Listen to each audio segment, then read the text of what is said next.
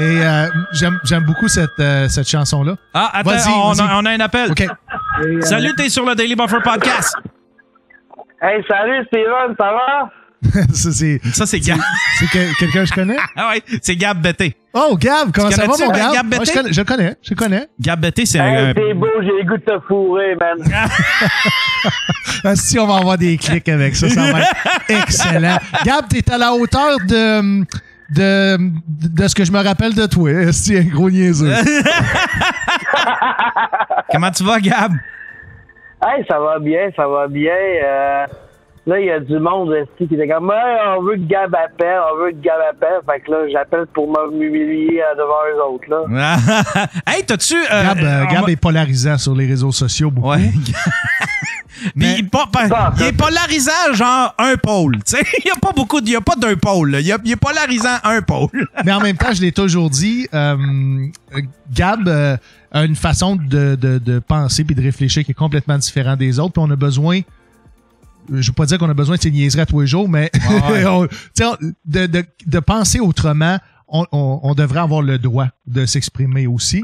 Et je trouve des fois que les gens manquent d'ouverture avec Gab et aussi plusieurs personnes connaissent sa situation précaire.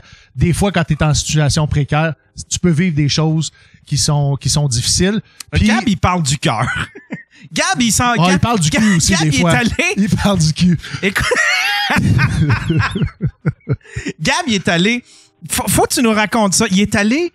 Parce que, tu sais, là, il y avait de la misère à se trouver. Il venait de perdre son emploi à Ninkasi parce qu'il était DJ il était animateur de karaoké. Ouais. Il venait de perdre son emploi. Ce qui est très drôle. Là, il y a c'est François Lambert qui a écrit. Qui est allé chanter au karaoké. Non, qu'est-ce qu'il a écrit, Gab, François Lambert? Je me rappelle plus, j'avais juste le goût de me pogner avec lui, genre, puis il est facile à se pogner avec. Mais, tu sais, complètement random, Gab, il dit, François Lambert, il écrit quelque chose genre, il félicitait une employée du mois. Il y avait une employée qui appréciait beaucoup, puis là, il disait, elle travaille fort, puis c'est l'employée du mois, puis je l'aime beaucoup, puis tout ça. Gab, out of nowhere, sorti de son cul, c'est genre, il venait venir vivre son licenciement. Puis là, genre, j'espère que tu traites mieux les employés que certains hosties qui traitent les employés comme de la merde. Puis là, t'as François Lambert qui fait comme tabarnak, qu'est-ce que j'ai fait, hostie, pour mériter ça? Gab Betté, il dit, voyons, quel hostie de commentaire insignifiant. Non, je sais pas, Gab, corrige-moi si je me trompe, mais est-ce que ça se peut de façon intrinsèque que des fois, t'essaies de te mettre dans des conflits parce que tu te sens vivant au travers de ça, parce que ça apporte des émotions qui balancent un peu des fois de la difficulté? Aucunement exprès, je suis juste... non, sans faire exprès, de façon inconsciente. J'imagine. Il est belliqueux, en fait. Il va réagir, tu sais, je le vois que quand il écrit de quoi, puis je fais comme, il écrit ça parce qu'il vient de le vivre. Tu sais, c'est pas... il vit tout à 100%. Tu sais, si, admettons, là, il y avait un filtre de 24, un filtre de 24 heures, genre, là. Facebook devrait donner un filtre de 24. Tu sais, comme les émissions de radio, ils prennent un 7 minutes, où est-ce qu'ils peuvent reculer s'il y a une bourde. Devrait avoir ça avec Gab Betté. Ouais, c'est ça. Parce que je le vois que quand il écrit de quoi, puis que c'est de quoi je fais comme, des fois, j'y écris en plus dans les commentaires, je fais comme, t'es-tu certain que t'assumes ce que tu dis, là, Gab, là? Parce que tu sais que ça va faire la merde, là. Ouais, j'assume ce que je dis. Il est gelé dans ce temps-là. Il est gelé comme une bine. T'as bien assumé. Il n'y a aucune émotion qui passe à ce moment-là. Ouais. Fait que tout est raw, tout est comme brut. Tu sais, c'est brut, lui. Il vient de le vivre, c'est dans son cœur, puis il sort ça de son... Là, c'est le manque de papier à rouler que j'utilise, d'ailleurs. Je suis pas payé pour dire ça, mais tant qu'on en parle. T'as pas dit la marque du papier à rouler. Là, je suis content parce que... oui, c'est ça, c'est le laisse-moi juste dire une dernière affaire, Yann. Tu sais, pour ceux qui trouvent Gab très polarisant, c'est possible de se soustraire du discours de Gab facilement. Tu sais, je vois qu'il est souvent victime de bisoutage, mettons, sur les internets, puis des fois, ça me fait de la peine. J'aimerais ça que les gens comprennent davantage sa situation, lui comme être humain, Mais je pense que les gens commencent à comprendre. Là, les gens font Gab, il fait du Gab. Il fait du Gab. Ouais, je pense que oui. Tranquillement, pas vite, il est en train de se faire une petite place. Puis là, en plus, je suis comme content parce que j'ai entendu dire que t'essayais de réanimer ta soirée d'humour, mon Gab. Ben là, je commence à essayer de faire la paix avec ceux que j'appelle la clique. Ah ouais, tu parles de ton père et ta mère? Je pense que c'est les premiers avec qui tu devrais faire la paix. Non, mais non, j'ai parlé à mon père récemment, là. On commençait à se parler, mais là, c'est pas de vos affaires. Non, mais c'est cool. C'est pas comme avant, faut parler avec mon père à tout bout de champ, là. Tu vas te ramasser tes genoux de ton père à sucer maintenant. Tu vas... Non. Mais c'est quoi la clique? C'est quoi la clique, Gab? Explique-nous ça.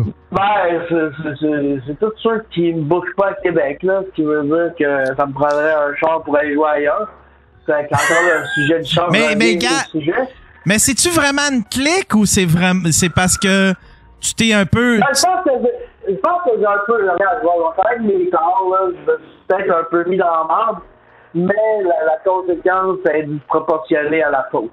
Ouais, c'est sûr que quand t'es dans une petite ville où est-ce qu'il n'y a pas beaucoup de soirées d'humour pis t'es pas appelé ou t'es pas accepté, non, c'est ça. Ça peut être difficile d'envisager de faire ça de sa vie, tu sais. Surtout à Québec, les humoristes de Québec, j'en connais plein, là, tu sais, les jeunes, là, pis ils ont, tu sais, Gab se sent exclu d'eux autres, mais eux autres se sentent exclus de Montréal. Tu sais, tout revient à Montréal. Ouais. Tu sais, même du monde de l'Outaouais, des humoristes de l'Outaouais, ouais, tu sais, qui se sentaient exclus de... Tu sais, tout revient à Montréal, si on veut, mais avant, c'était la plaque Gab. Tu sais, ceux que tu penses qui t'excluent, ils se sentent exclus eux-mêmes. Fait que je pense que c'est comme un cycle. Mais je suis content. Là, vas-tu leur refaire ta soirée? Ben là, je sais pas quand. Steven, ça te prend-tu qu'on fasse ça à deux? Moi, tout seul, je suis capable de... En fait, je travaille sur un projet de soirée d'humour à Pintendre. On va s'en parler. Ah, tu travailles sur un... Qui ça, Gab, ça? Non, moi. Toi, à Pintendre? Moi, j'ai un client en corpo qui veut partir une soirée d'humour. Il est en comptabilité. Il a un budget. Il est super intéressé, passionné par la chose, mais il fait pas de stand-up lui-même. Et on va essayer de supporter là-dedans pour produire une soirée d'humour. Ouais, mais c'est pas mal ce qui écarte tout le monde sur les internets, c'est quand tu commences à quêter de l'argent à tout le monde. À part, Yann t'en envoie de temps en temps, mais c'est pas suffisant. Je pense que devrait te partir un Patreon où c'est que je sais pas. Mais j'en ai un Patreon. Allez vous inscrire comme ça, vous pouvez m'acheter une corde puis un petit tabouret. Attends un petit peu, là. Faut pas prendre tes propos au deuxième niveau. Gab, est-ce que t'as des pensées suicidaires? Ouais, t'as-tu dépensé? Pas tout. Parfait. Non, on a réglé ça. Sinon, il a fallu que je fasse un contrat avec toi à la radio parce que je sais pas si tu sais, t'es live. Sinon, je me ramasse dans le Journal de Montréal demain à avoir ignoré des signes de quelqu'un qui avait dépensé. Là, tu aurais fait passer. Ouais, c'est ça. En tout cas, si tu te suicides, fallait. Attends un peu avant de te suicider parce qu'on va passer pour des crises de marde, là. Ouais, mais le podcast... On va passer pour du monde qui a ignoré les signes, fait qu'il faut que t'attendes au moins 2 ans. En même temps, le podcast va devenir populaire. Hein? Le monde qui dit qu'ils vont le faire, ils le font jamais. Ben, mais là, je reviens à ta soirée d'humour. Tu vas-tu la faire? Ben, c'est ça, faut que je trouve quelqu'un m'aider à produire parce que j'ai définitivement pas de cash pour produire ça. Ça va être la recherche de comment ça. Mais comment ça prend du cash? Tu peux pas, genre, splitter... tu peux pas y aller avec... je connais pas ça, mais Yann, tu sais, la règle non écrite qui dit que en région, on doit payer au minimum 10$ la minute pour les humoristes, indépendamment du calibre. Et si t'as pas les entrées nécessaires ou les commandites nécessaires à payer les artistes, c'est soit tu vas faire un prêt à la banque ou soit tu vas... tu prends une perte à chaque semaine. Ouais. Gab peut pas prendre de perte d'évidence. Ben non, pauvre lui. C'est drôle parce que, tu sais, on est en train de bifurquer de sujet, mais j'ai vu, il y a un groupe Facebook qui s'appelle Les Humoristes Associés. Oui. Puis j'ai vu un thread passer, puis ça a l'air d'être la grosse affaire, ça, genre payer les humoristes, tu sais, parce que c'est un thread où est-ce que la personne, je le nommerai pas, mais la personne dit, j'ai vécu de quoi là, il y a un propriétaire de bar. qui a annulé toute la saison d'humour parce que il s'est aperçu que les soirées open mic, t'avais pas besoin de payer le monde trop cher. Fait que là, il a annulé toute la soirée. Puis là, ben, la manière, je voyais tout le monde, tous les humoristes parler là-dedans puis intervenir, puis ce que je voyais, là, c'était genre, on devrait, tu sais, toutes les soirées devraient payer le monde tel prix, tout le monde devrait payer égal. C'est vraiment, même si c'est un prix qui se veut être revu à la hausse avec l'inflation puis le coût du carburant. Sauf que, puis ça, ils considéraient, ben, mettons, je vais dire, le circuit des bars à Montréal, le circuit des humoristes à Montréal considérait qu'en région, on devrait payer ce prix-là parce que l'humoriste se déplace en région. Mais quand tu fais le constat de tout ça, à Montréal, dans certaines soirées, ils ne payent pas 10$ la minute pour les humoristes de région qui s'en vont converger vers le centre-ville pour aller jouer. C'est comme 2 poids, 2 mesures. En région, on exige 10$ la minute, mais au centre-ville de Montréal, on peut se permettre de payer 25$ pour ton set ou deux coupons de bière. Ouais. Tu sais, c'est 2 poids, 2 mesures. Je sais pas pourquoi. Mais en même temps, il y a quelque chose. Il y a quelque chose que moi, c'est parce que je lisais ça puis je faisais comme, je lisais le thread puis je faisais comme, ben, vous êtes en train, puis j'ai commenté mais je l'ai enlevé mon commentaire parce que je veux, tu sais, je sais que ça aurait parti de la merde pour rien puis je suis pas la personne. Disons que je fais pas partie de la clique si on veut. Fait que je sais que mon commentaire, mais ce que j'ai commenté, j'ai écrit, Chris, ce que vous faites, c'est littéralement de la collusion. Vous êtes en train de dire, toi, t'es mieux de payer. Puis il y a même des organisateurs de soirées d'humour qui se font intimider puis qui se font dire, hey, toi, je vais te barrer parce que je fais comme, ben voyons, vous essayez de normaliser un produit qui est pas de qualité garantie, tu sais, qui est de qualité variable. Tu peux pas faire ça. Là, une incitation à pas bannir, mais arrêter les open mic. Dans le fond, c'est pratiquement ça. C'est ça, de façon détournée. Parce que tu sais, je me disais, puis mon commentaire, c'était, ben si le propriétaire il a annulé parce que c'est moins cher une soirée open mic, tant mieux pour, tant pis pour lui. Ben, parce que c'est un entrepreneur, il a le droit de faire ce qu'il veut. Là. Ouais, mais pas rien que ça, c'est-à-dire que tant pis pour lui.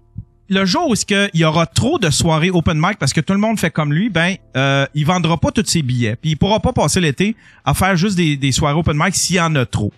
Et tant mieux pour lui si il vend tous ses billets, ça fait rayonner ça donne une chance aux nouveaux open micers. Puis le jour où il va y avoir trop de soirées open mic, ben il y a certains propriétaires de bars qui vont revenir à des soirées, puis tout va s'équilibrer, c'est la loi du marché. Oui, c'est le libre marché. C'est littéralement la loi le libre marché, tu sais. Ouais. Fait que c'est pour ça que je trouve ça un peu ridicule quand que tu sais parce que moi quand je vais sur moi, là, je vais aux soirées à la source de la Martinière où il y a plein de soirées que j'ai faites où est-ce que le monde, ils disent, hey, tu m'enverras ta facture. Moi, je suis un open mic. Je l'envoie même pas, ma facture. C'est comme, garde l'argent. Mm-hmm. S'il faut, garde l'argent. Je me semble même que j'ai fait ça avec toi, Gab, me semble. Il est parti fumer. Je me souviens plus, ça fait longtemps, là. C'était l'année passée. Ben ouais. Qu'est-ce que t'as fait avec cet argent-là? T'es allé t'acheter de la boisson? De la drogue? Non, man, je me suis sûrement payé un shish karaoke à la fin de la soirée, là. Non, mais je t'encourage à la repartir, man, ta soirée d'humour. Du moins d'être impliqué dans une soirée en collaborant avec quelqu'un. Moi, je pense que quand tu te pars une soirée d'humour, t'es nouveau dans l'industrie. Tu dois d'avoir un partner parce que des fois, ça se peut que tu sois malade, ça se peut que tu aies besoin d'aller travailler, ça se peut que tu aies des obligations familiales qui fait que tu peux pas être là, tu peux pas t'en occuper, tu peux pas faire la promo ou la vente de billets. Donc, partez-vous une soirée d'humour avec un partner. C'est beaucoup plus facile. Puis, vous allez, apprendre à collaborer avec un autre humoriste dans un...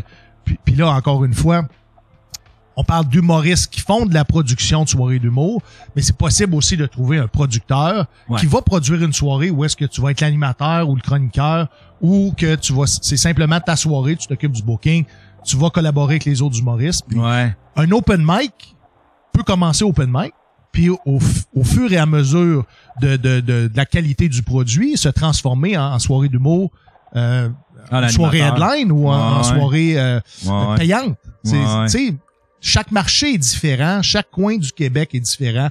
Donc, il n'y a pas une recette exacte pour tous les soirées d'humour au Québec. Faut y aller avec le marché, faut y aller avec les établissements. Puis même, tu sais, de ce que j'ai entendu, il y avait une volonté de canceller des établissements qui voulaient pas contribuer ou payer suffisamment. Non, c'est ça. Chris, c'est mafieux, ça, là. C'est la mafia qui fait ça. C'est les vieux syndicats des années 70 qui font ça, là, tu sais, qui arrivent avec des bâtons de baseball. T'es avec nous ou contre nous. Ouais, c'est ça, tu sais.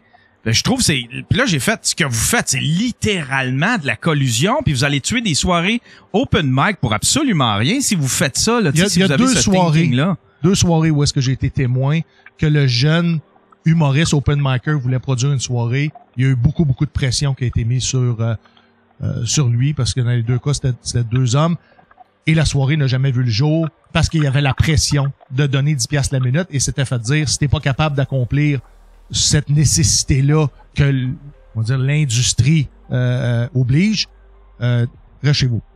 Tu sais, puis en plus, ils sont, tu sais, ça, c'est de la pression qui vient de quelqu'un qui est pas sur cette soirée-là. C'est ni l'organisateur, puis c'est ni l'humoriste. Il y a bien des humoristes qui veulent y aller sur les open mic. Ça ressemble à un syndicat, mais encore là, c'est difficile parce que dans un syndicat, les employés, dans leur corps de métier respectif, sont formés tous de la même façon. Puis après ça, tu as une échelle de salaire. Mais dans l'humour, différents types de soirées, différents humoristes, il n'y a rien d'homogène. Non, rien d'homogène. C'est ça. Puis tu peux pas charger le même prix. C'est pas un billet de Céline Dion vaut pas. Tu sais, c'est comme moi, je peux pas charger le même prix admettons si je chantais, je peux pas charger le même prix que Céline Dion va charger pour ses spectacles. Tu sais là, c'est complètement. Martin Matt, ça va animer une soirée d'humour flambant neuve.